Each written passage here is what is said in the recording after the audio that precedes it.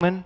He is the principal experience architect at REI, which is like Cape Union Mart, except Cape Union Mart, I think, ripped off REI in everything from store design to everything else. The original outdoor gear store in the US. He used to be their research in-house search engine optimization guy, and I think he describes himself as a reformed SEO. Sort of. A little bit, yes. He now has a much broader role as an experience architect, where he focuses on content strategy and standards and a whole bunch of different stuff. I saw some of his talk earlier, it looked really good. So his talk is called How Content Strategy and SEO Can Work Together. This is Jonathon Colman.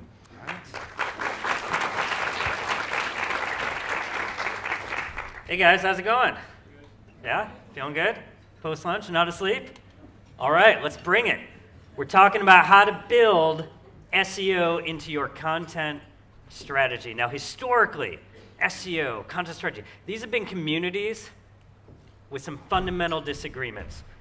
So what I'm going to be doing today is framing this conversation around core values. We're talking about why we do what we do, why we value what we value, how that affects how these two communities can interact with each other in more positive, productive ways.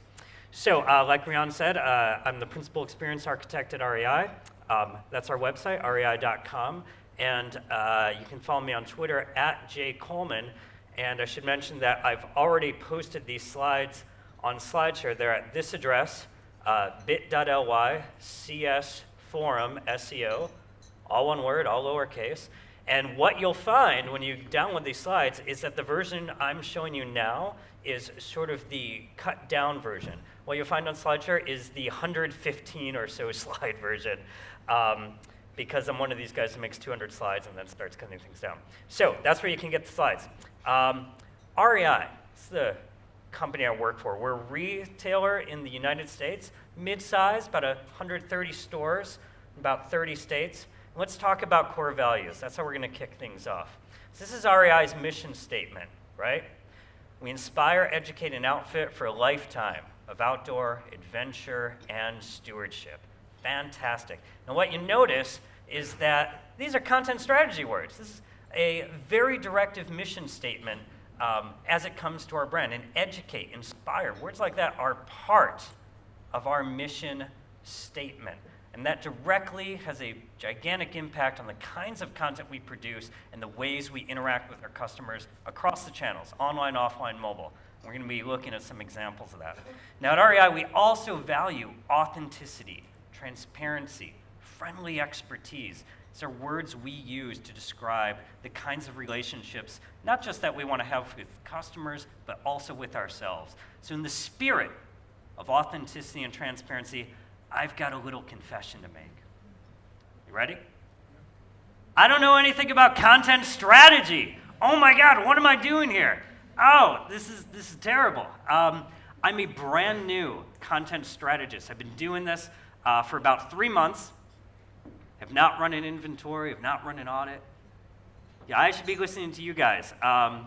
And I definitely hope we're going to do that later on over beers, because I have a lot to learn from you. But I don't know anything about content strategy, and please don't tweet that. I don't want my boss to find out. He thinks I know what I'm doing. So here's the thing. I'm probably exaggerating a little bit, right? When you do internet marketing for 10 years, SEO full-time for 4 of those, get to know a little bit about content, right? I mean, for example, I read this book. This is a great book. Coffee first, content right after that. Notice that the foreword is by Juan Valdez, right? Because he would write the foreword for the...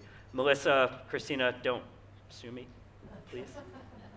All right, so let's talk about bridges. I want to build a bridge between these two communities. SEO on the one hand, content strategy on the other. I think we have a lot to learn from each other. I think we have a lot to share with each other.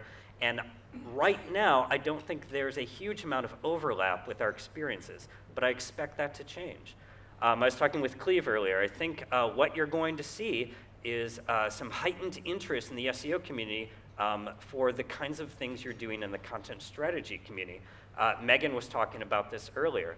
I don't want to come here and eat your lunch, but what I do want to do is get this conversation started. I'd like to see content strategy pick up some of the good things that SEO has to bring to the table. Likewise, I want SEOs to have sort of more of the holistic view and the systems view that content strategists have. And so we're going to sort of jump into all this. But here's the question, why, right? We talked about the 6 W's earlier in the lightning talks. Here's a big one, why? I think SEOs need your help, quite honestly. I think a lot of us have notions, right, about who SEOs are, what the SEO community is, what it's after, what it's about. And that's because people have been doing SEO for like 15 years, right? This is an old, established discipline, right? And I think what SEOs need to improve their brand, to improve sort of the world's outlook on what they do, which is very legitimate, they need the help of content strategists. And it's not just SEOs, it's their customers. It's all those people they drive to all those websites. Because SEOs craft that finding path, that finding experience. And if they can take into view sort of the holistic approach, again, that content strategy has to bring, those customers can be better served. But the thing is, it's not just SEOs and their customers. It's the search engines, right? Because when you do a search and you find those 10 blue links, you find 10 blue links of spam, of bad results, right? Everyone's harmed by that, right? That interferes with our ability to learn about the world. Search engines need to know more about content strategy. But here's the thing.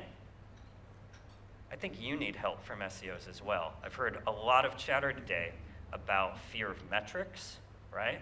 About inability to measure the work, about difficulty in making the business case. These are things that SEOs do really well, partially because they've had 15 years to build up that discipline. We've got incredibly strong communities where everyone is actively engaged and is sharing best practices. I think this is something that SEOs can share with you, how to measure the impact of your work and make the case for more investment. So core values matter. We're going to start off by dispelling some myths about the SEO world. Number one, SEO is just a series of shortcuts. You can shortcut your way to anything in SEO. It just depends on how much technical knowledge you know or how much you're willing to break the rules. Well, the good news is that sustainable SEO, the kind of SEO that drives brands or that builds them up from scratch, requires long-term investment. Now, this is a chart showing REI's organic search traffic in 2006 through 2008. And I want to tell you, we started making our first investments in SEO in late 2007. And later on, we're going to take a look at how that paid off for us. But we're going to leave you in suspense for now. Myth number 2, SEO is spam, right? Isn't it spam? That's all SEO is. It's about ranking and driving traffic for things that you have no right ranking for and no right getting traffic for, right? SEO is spam. Reality is that engaging content, what SEOs tend to call content marketing, engaging content is more important than ever before. Did anyone watch this? Did you see the live jump? Guy jumping from space and landing on the planet and not dying or burning up or who knows what, ending up on that island and lost. That was pretty amazing. Here's the thing. This is a chart showing the Twitter mentions of these hashtags associated with that event, live jump, Red Bull Stratos, Felix Baumgartner, who is the jumper, and so on. This goes almost up to 700,000 mentions. You cannot do that with spam. You cannot do that with low-quality content. You can only do that by doing something amazing that earns that kind of attention. Likewise, this is a set of Google search results for a brand of camping gear we sell at REI called Big Agnes. And you'll see that we've got the top 2 results here. The first one is actually for a product, and then for our page representing the Big Agnes brand on our website. Rank has to be earned. You cannot do this with spam. This is great high-quality content. It's useful for shoppers. It has low bounce rates. Google can determine when someone clicks on one of their results and instantly hits the back button to go back to Google, and they penalize sites for that. So this is content that deserves to rank. But it's not just about rank, right? It's also about click-through. So I want to show you here is, again, it's a little small, hard to see, but I'm sure you've seen these. These are what we call rich snippets. It's aggregate review stars, review counts, the price, the availability, whether it's in stock or out of stock, the cost, and so on. These have been shown to increase the click-through rate by up to 30%, and they're driven by metadata.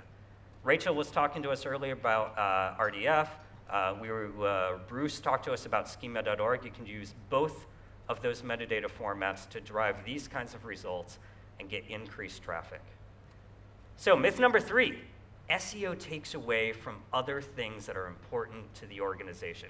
If you spend your time doing SEO, that's less time for social or other forms of engagement, your own community, your external communities, whatever it is you want to focus on. In reality, all of those channels, what we call inbound marketing, the free traffic channels, they all work incredibly well together, in fact, much better together than they could apart. And if you think about it, it makes a lot of sense, right? Because when you launch that new content campaign, when you have that hot new product on your site, when you want to get the word out about something, you can use all of those channels to reinforce each other and get more attention together than you would otherwise. Furthermore, we were talking about making the business case earlier. You can use SEO, or you can use the combined impact of these channels, because they're all incredibly measurable, to drive support from the business for other things that you want to accomplish.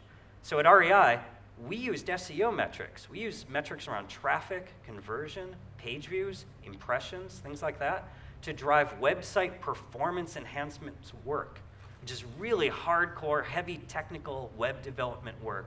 We were able to prove the business case for that using just the organic search channel, because it has such a big impact. Here, what we see is that after we made our site performance enhancements, the time it took Google to slurp, to crawl a web page from us, was actually cut in half. And as a result of that, on the bottom chart, they started crawling twice as many pages on our site per day than they did before. SEO metrics, inbound marketing channels, you can use all those analytics to drive things you wouldn't be able to do otherwise unless you could make that business case. Another myth, SEO is for robots. It's not about people, it's about robots. It's about the frackin' Cylons, right? What do we do with Cylons? No Battlestar fans, really? No. We throw them out the airlock. I should have planted that. I wanted to plant it, and I didn't, and I should have. What have you learned? All right, here's the reality. Robots don't have credit cards, right? At least not yet. Robots can't buy anything. Robots don't fill out those web forms, right? Robots don't sign up for your email newsletter, right? They do anything that actually adds to the positive net outcomes of the business. But people design robots. We're sort of inside them. This is my favorite photo in this presentation, by the way. It's Kenny Baker, the original R2-D2 robot. It's just a fantastic photo. So here's the thing. Robots act as our personal wayfinding agents. When I landed in Cape Town, number one thing I did as soon as I hunted down Wi-Fi was to do a search for Cape Town, or for coffee in Cape Town. And amongst other places, which are all very nice, by the way, I stumbled on the Origin Coffee Roastery. And they are recommended by none fewer than our very own Rian, sitting in the back, who gives them 2 big thumbs up. There they are. Fantastic. It's a great place. Robots help us find things like that when we can't access experts like Rian. So we use robots to find the things we need. And that's my wife drinking a flat white, a 3/4 flat white at Origin Coffee Roasting. It's a fantastic place. Check it out. So here's the thing. We need to design for people. We need to measure the way people interact with our content. We need to place the emphasis on people first. But from the SEO standpoint, we also need to account for robots. We have to make sure that our content is accessible, that there's a crawlable path, that it's not duplicated, that it performs well, which is good for people and for robots. But we're always people first. Another myth, SEO is just about text, right? That's all SEO is. You just SEO it, right? It's the SEO is Band-Aid metaphor. You just SEO stuff. That means, doing stuff like keyword research, right? Well, this should be like crack to you, I think. The Google keyword is not your editorial director or dictator, right? The Google keyword tool is not something you should look at and then decide what you are going to write. That is a terrible way of doing SEO, and I can only imagine how annoying it is as a content strategist. Keyword volume is not editorial governance. You should not be saying, oh, well, if I want to write about tents, it looks like tent rentals is how I should, pitch this article. Terrible way of doing business. That's not customer-centric. You need to write from a brand standpoint. What we say is you write from the audience's needs out, not from keywords in. And here's the thing. I want to show you what keyword research cannot do. And I hope this works. This is a great video. Hi, I'm Mike, founder of DollarShaveClub.com. What is DollarShaveClub.com? Well, for $1 a month, we send high-quality razors right to your door. Yeah, $1. Are the blades any good? No. Our blades are f***ing great. Each razor has stainless steel blades, an aloe vera lubricating strip, and a pivot head. It's so gentle a toddler could use it. And do you like spending $20 a month on brand name razors? 19 go to Roger Federer. I'm good at tennis. And do you think your razor needs a vibrating handle, a flashlight, a back scratcher, and 10 blades? Your handsome-ass grandfather had 1 blade and polio. Looking good, pop up. Stop paying for shave tech you don't need. And stop forgetting to buy your blades every month. Alejandro and I are going to ship them right to you.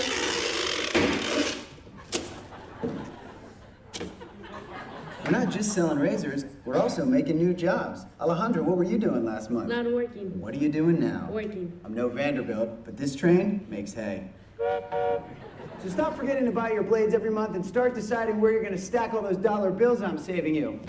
We are DollarShaveClub.com, and the party is on.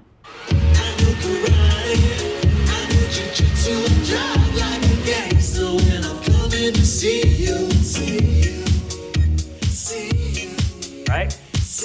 Brilliant. Keyword research can't do that. And if what you're doing is keyword research, if you're using the Google AdWords keyword tool as your form of editorial governance, you never end up with anything like that, right? These guys built a brand overnight. They've got tons of mentions. They're doing great business. And they did not use keyword research to build that. So, one of our final myths here, SEO is dead, right?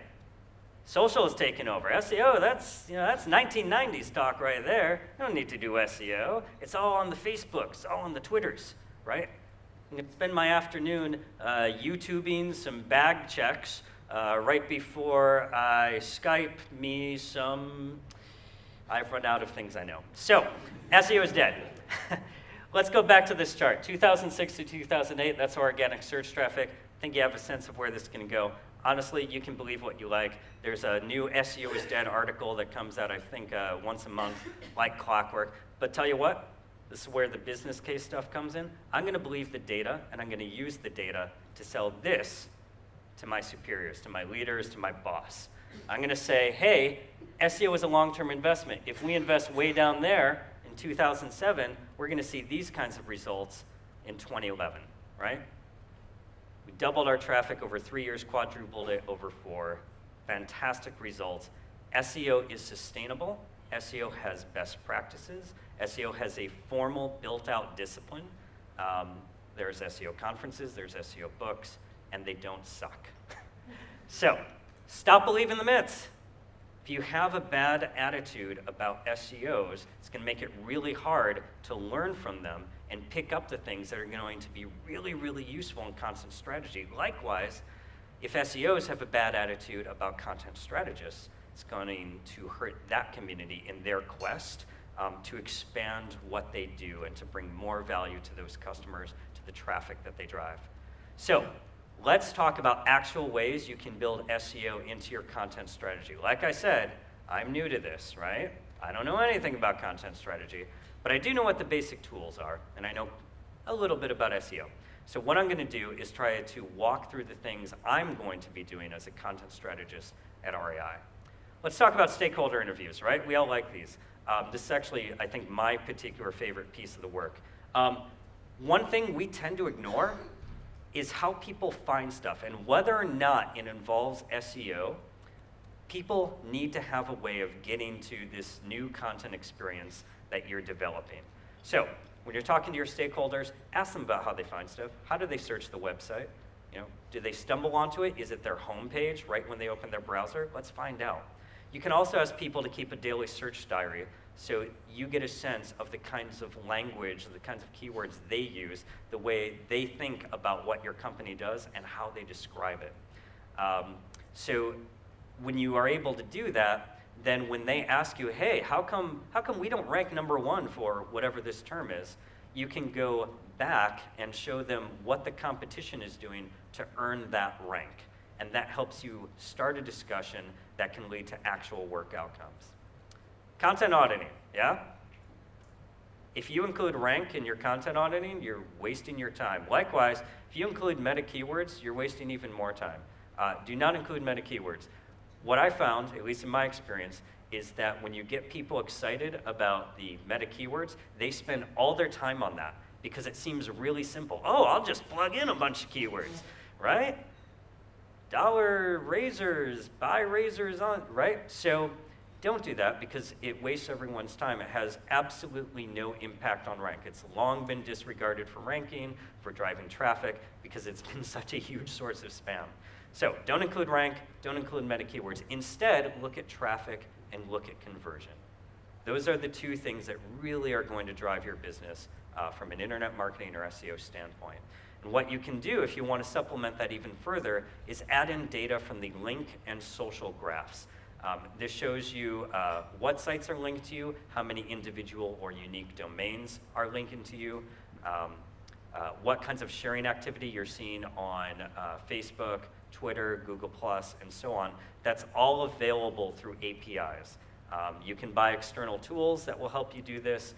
There's ways of cobbling together tools on your own using the APIs.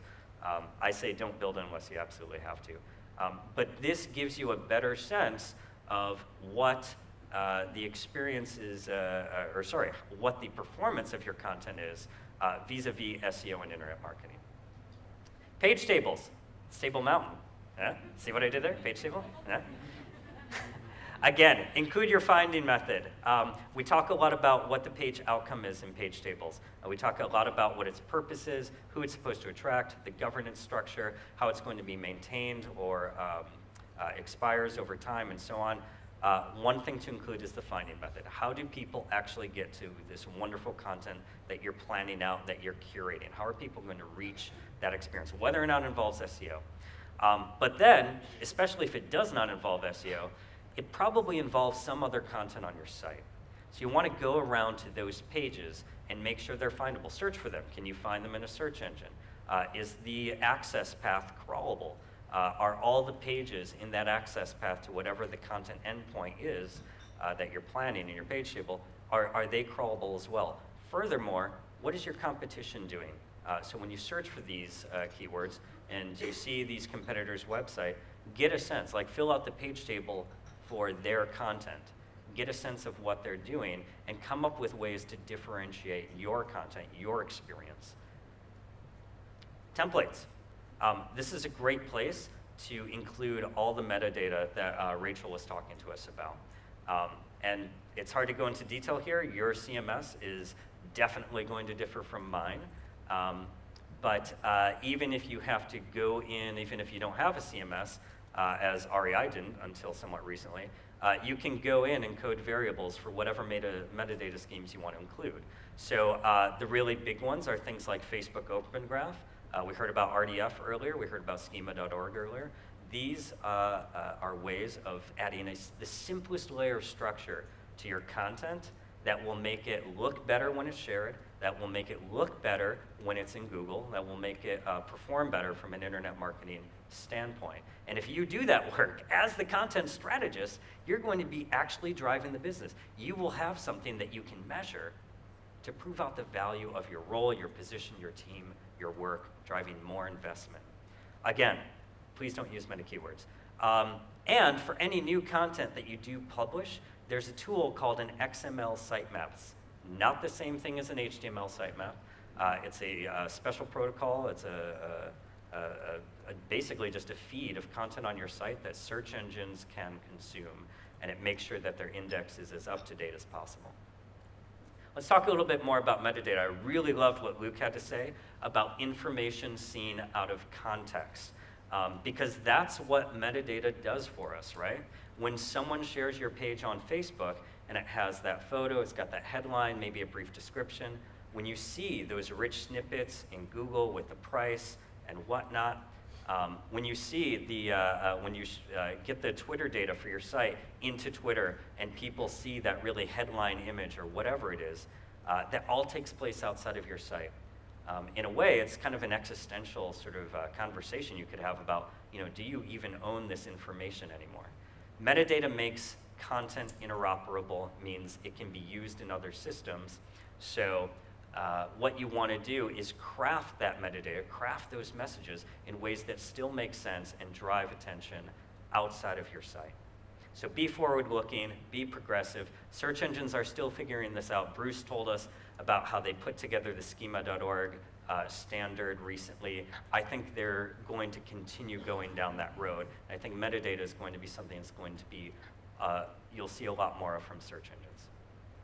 Content lifecycle. Anytime you see the words audit, taxonomy, metadata, standards, QA, make sure that SEO plays a role in that. Add a layer of SEO review, because it's so easy to shut down major parts of your site as you migrate to a CMS platform, as you do a redesign, as you launch new content. It's very easy to drop the ball. SEO is something that's relatively difficult to govern because so many hands touch it along the way. SEOs don't sort of do the whole site in their cubicle. It takes a village to do SEO. So the trick here is to make SEO a shared responsibility. One person can't do it all. What we did at REI was that we actually set up an annual review system so that anyone who touched content, crafted content, designed, produced, they had part of their annual review goal be towards how they followed SEO standards. So they were definitely incentivized to do it, and even their managers had that goal. So they were incentivized as well, which really helped us drive governance. The final thing you can do is to build SEO advocates in other disciplines. So that gets to governance and the sort of incentivization structure. What you'll want to do is not just document standards, don't just stop there, but really take the next step to sell them, to advocate for them, to get other people excited about them. And the way you do that is to use metrics, analytics, data to tell the story of how all this is affecting the business. Finally, editorial calendar. I had a picture of a dog, so I had to include a picture of a cat. Got to have a balance of the force there. Give SEO lead time. It's not something you just turn on and turn off. You can't dial it up and dial it down very quickly. It's not like paid search or other kinds of paid advertising. It takes lead time. Generally, I look to start projects 3 to 6 months out for major campaigns. So make sure you build that in to the way people's time is slotted. Furthermore, keep on incentivizing those partnerships, but more importantly, build in touch points. Again, all these internet marketing channels are so measurable. So what you'll need to do is build in time to report back on everyone's efforts. An analyst can help you with that. The internet marketers, if they're also function as analysts, can do that as well. So I know what you're thinking, right? 8 different ways SEO can fit into content strategy. You're thinking, yeah, well, what's in it for me? Huh? I'm busy here. I got content going on, right? Well, here's what I think. I think core values matter. Now, I've only been a content strategist for a little while, but I do have a sense of what you value. And please, feel free to call me out on this. Maybe I'm wrong. I think you value driving the business, and SEO can help you with that. That's one reason why you should include SEO in your content strategy efforts. I think you value growing your team, growing your impact on the organization, growing your impact on your customers or your users, constituents, the people who you serve. SEO can help you with that. I think that the better you measure your efforts, the more you become fluent and comfortable and actually begin internally liking the use of data and analytics, the better you're going to be able to tell your story. The better business cases you'll develop, the more support you'll get within your organization. All the things that keep us from working, right? all the things that make our work so hard, telling our story over and over again, getting that budget, getting that support, getting that extra staff person, the more you tell your story, the more you use data, the easier all that gets, and the more time you can spend doing the thing you love, which is working with content. So, are you looking for content strategy work? Want to get more gigs? Want to raise? Want to get paid more? Or an SEO?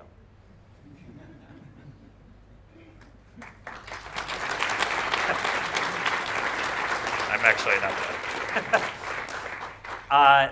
When you're done with the slides, this link will work. This is the SEO Moz Beginner's Guide to SEO, great resource. And I want to show you a few quick examples from REI about what SEO and content strategy can accomplish when they work together.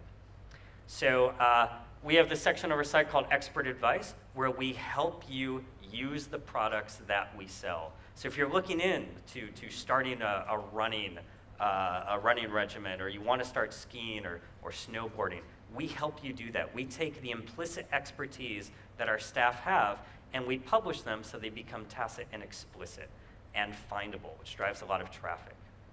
Furthermore, we take that content and use it to build infographics, right? This is the content marketing piece. So this is part of an infographic of that same article we were just looking at.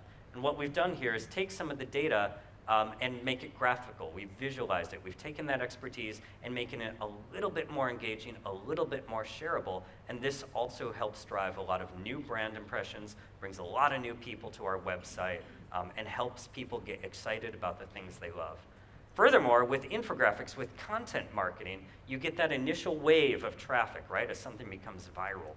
But you also get earned media, and you can reach new audiences through that as people pick up your content marketing you wouldn't be able to reach otherwise. So it's a very powerful transformation going from blobs of content to visualized data.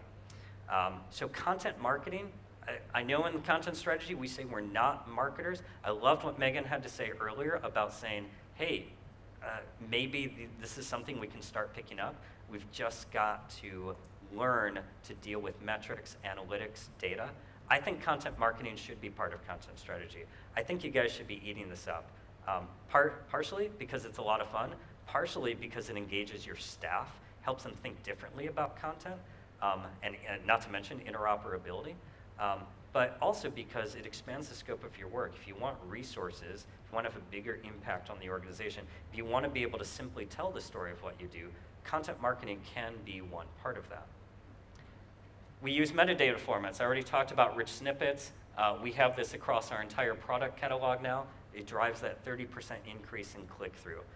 So it doesn't affect rank, we learned about that earlier, but it definitely affects engagement when people are looking for something that you have to offer. So you should be earning those clicks, not your competitors. We prove out the value of structured product information. REI is lucky enough to have an in-house team of product developers. They are experts in the things they write about. So in this case, running shoes, the person who wrote these is a runner.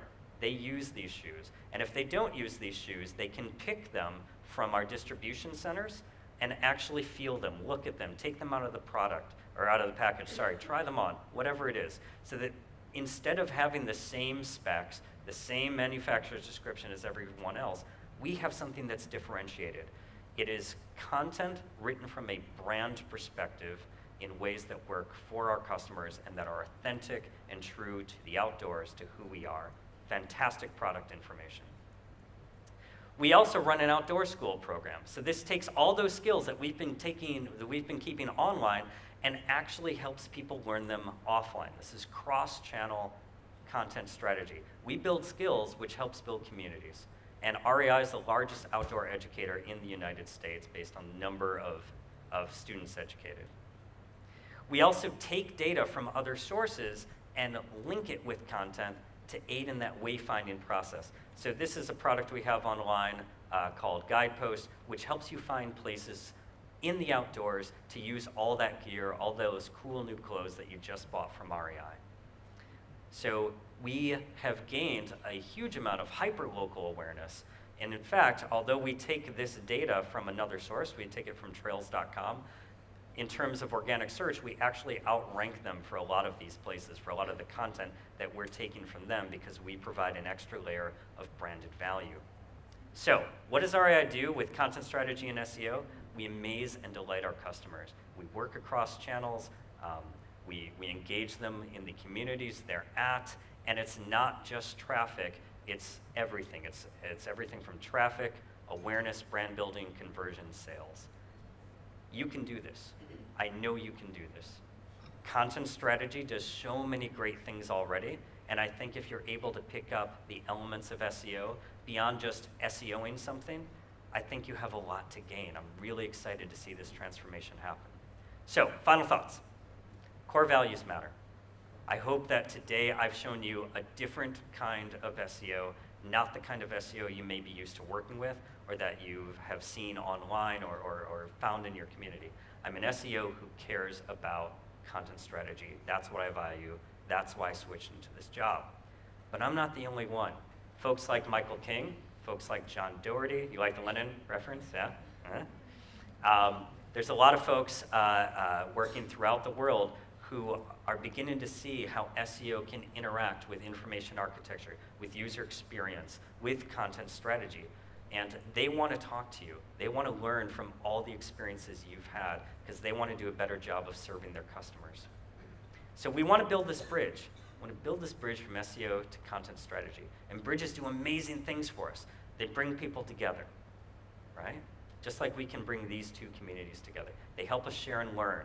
They help break down myths of the unknown because they connect us to new places, to new worlds and new civilizations, to boldly, wait, sorry. Got off on a little tangent there, sorry about that. Bridges mean business. And in the case of SEO, social, inbound marketing channels, that's a lot of business. That's something that content strategy needs to be a part of. It will be better if you are there. Please come to this party. We need you. And finally, bridges help us start conversations, right? So let's talk. Thank you so much. I'm Jonathon Colman from REI. Cheers.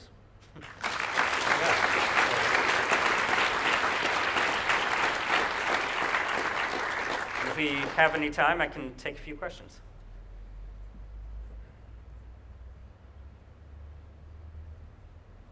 Oi.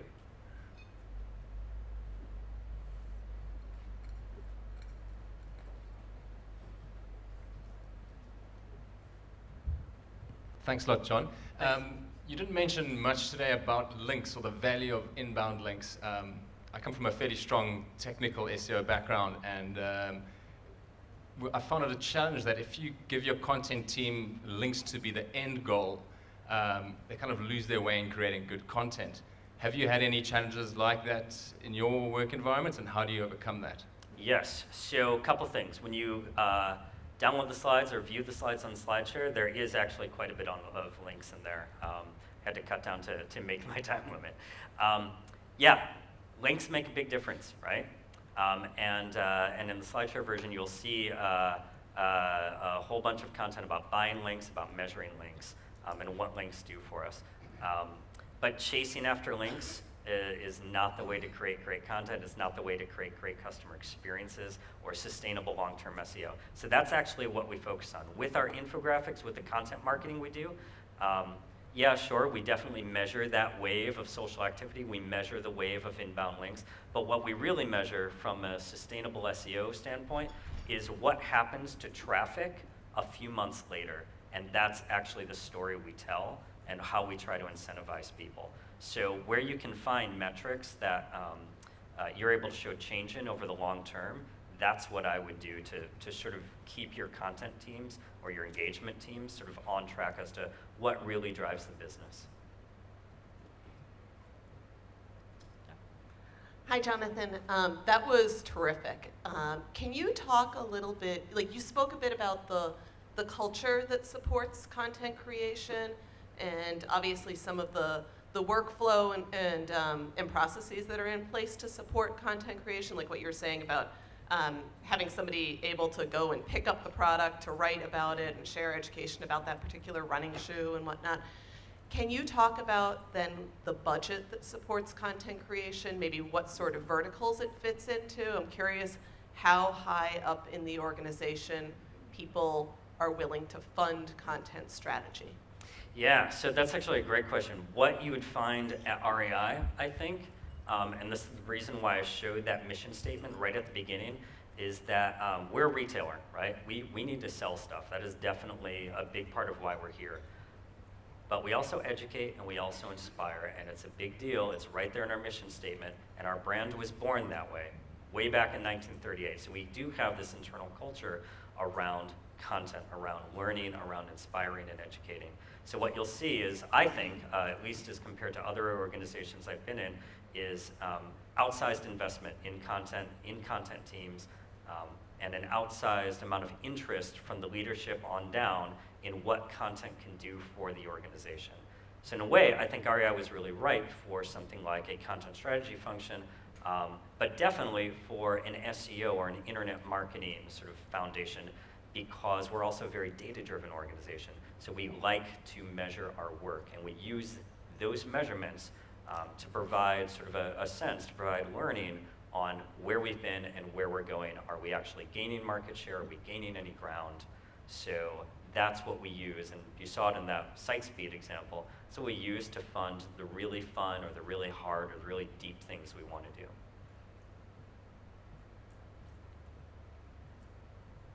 Thanks, All right. thanks, Jonathan. That's Thanks so great. much, guys. Thank you very much.